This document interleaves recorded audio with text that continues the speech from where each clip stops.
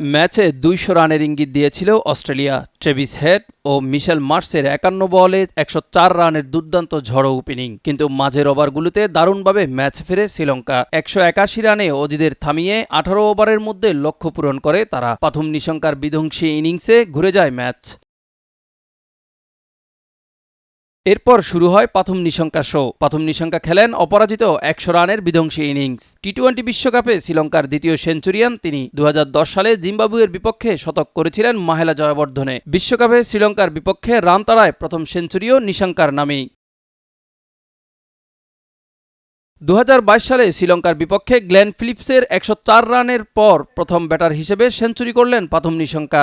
Run তাড়ায় টুর্নামেন্টে century করা তৃতীয় ব্যাটারও তিনি। ১৮২ রানের লক্ষ্য ১৮ ওভারের মধ্যেই টপকে যায় লঙ্কানরা। ঘরের মাঠ পাল্লেকেলেতে এটি তাদের সর্বোচ্চ সফল রান তাড়া। টি-২০ বিশ্বকাপে অস্ট্রেলিয়ার বিপক্ষে যে কোনো দলের সর্বোচ্চ সফল চেজও এখন শ্রীলঙ্কার দখলে। সব মিলিয়ে টি-২০তে এটি তাদের চতুর্থ সর্বোচ্চ সফল রান তাড়া, আর বিশ্বকাপেও সর্বোচ্চ।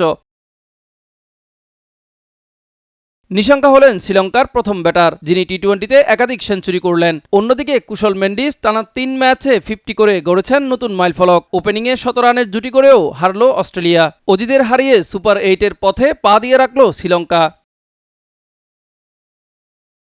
মিজান ফারাবি, দিগন্ত স্পোর্টস।